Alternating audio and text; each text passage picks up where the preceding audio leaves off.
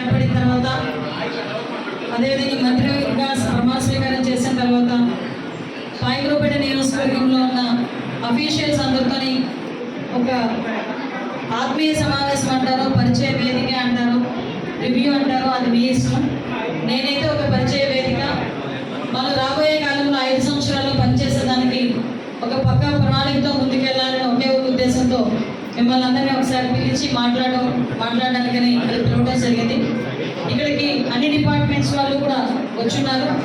అన్ని డిపార్ట్మెంట్స్ హెడ్స్కి, అన్ని డిపార్ట్మెంట్స్ వచ్చిన వాళ్ళందరికీ కూడా పేరు పేరున ధన్యవాదాలు, నమస్కారాలు తెలియజేసుకుంటున్నాను.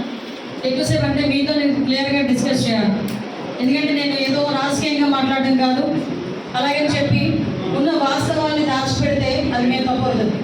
కాబట్టి లాస్ట్ 5 years 2014 నుంచి 19 వరకు నేను కూడా ఇక్కడ ఎమ్మెల్యేగా చేశాను. ఇక్కడ నాతో పాటు పనిచేసిన వాళ్ళు ఇక్కడ చాలామంది ఉన్నారు.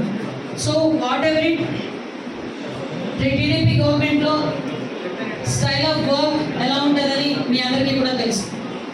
అట్ ద సేమ్ టైం మొన్న 5 సంవత్సరాలు కూడా మీరు పనిచేస్తున్నారు. ఇక్కడ వర్క్ ఆఫ్ స్టైల్ ఎలా ఉంటుందని కూడా మీకు తెలుసు. కాకపోతే మీకు నేను చెప్పేది ఏంటంటే ఇంతకు ముందులాగా పనిచేస్తాము, ఇంతకు ముందులా మేము ఇంకా అలాగే ప్రవర్తిస్తాము అని అనుకుంటే కనుక నేను ఇందాక మా డిపార్ట్మెంట్ వాళ్ళతో ఎలా చెప్పానో మీకు అలాగే చెప్తున్నాను. ఇక్కడ ఎన్డీఏ గవర్నమెంట్లో పనిచేయాలంటే నాకో లేకపోతే నా పక్కన లీడర్కో పనిచేయమని నేను ఎప్పుడు చెప్పను. మీరు పని చేయాల్సింది ప్రజలకి, మీరు సేవ చేయాల్సింది ప్రజలకి, జీతాలు తీసుకుంటున్నది ప్రజల గురించి.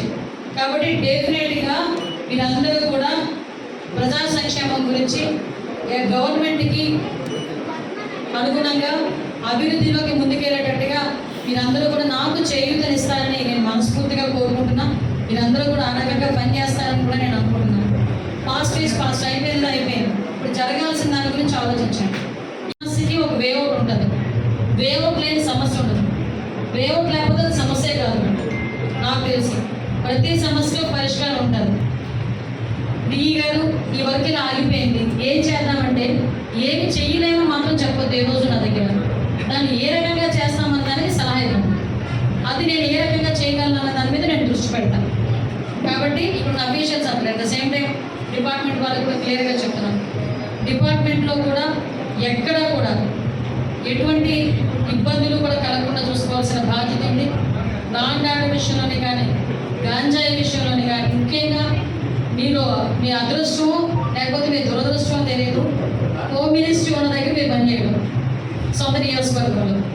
కాబట్టి కొంచెం మీకు ప్రెజర్ ఉంటుంది, డెఫినెట్గా ప్రెజర్ ఉంటుంది. మీరు ఆ ప్రెజర్ని కూడా చాలా తేలిగ్గా తీసుకోండి. ప్రెజర్ పడద్దు. కానీ ఇక్కడ ముందు పైలట్ ప్రాజెక్ట్ కింద ఇక్కడే ముందు స్టార్ట్ అవ్వాలి ప్రక్షాళన అనేది. అది అన్ని డిపార్ట్మెంట్స్ ప్రక్షాళన అనేది ఇక్కడ నుంచి జరగాలి. కాబట్టి మీరు అందరూ కూడా నాకు సహకరించండి. ఇది అయిపోయిన తర్వాత ప్రెస్ వాళ్ళందరూ కనుక బయటకు వెళ్తే నేను మా అఫీషియల్స్తో ఒకసారి క్లియర్గా నేను ఒకసారి మాట్లాడుకుంటాను. జరగబోయేది వేరు. ఎవడైనా అక్రమ లేఅవుట్లు వేస్తాను, అక్రమంగా అఫీషియల్స్ని మేనేజ్ చేసుకొని మేము లేఅవుట్లు వేసుకుంటాము, మాకు నచ్చినట్టు మేము ఉంటామని ఎక్కడ పడితే అక్కడ అక్రమంగా లేఅవుట్లు వేయడం కానీ, అక్రమంగా చెరువులు తవ్వడం కానీ, అక్రమంగా పేదవాళ్ళ భూమిని ఆక్రమించుకోవడం కానీ, ఏదైనా ఇల్లీగల్గా ఎక్కడైనా చేయాలని ఆలోచన రావడానికి కూడా మీరు వదిలేయండి. రోజుతో ఏదైనా త్రూ ప్రాపర్ ఛానల్ గవర్నమెంట్కి అనుకూలంగా గవర్నమెంట్కి అనుమతులు తీసుకొని ఏ వరకైనా జరగాలి. అలా కాదు అని చెప్తే మాత్రం ఎట్టి పరిస్థితుల్లో టాయిలెట్ పై చేసే పరిస్థితి లేదు. మళ్ళీ ప్రెస్లో కూడా ఇంకోటి చెప్తున్నాం.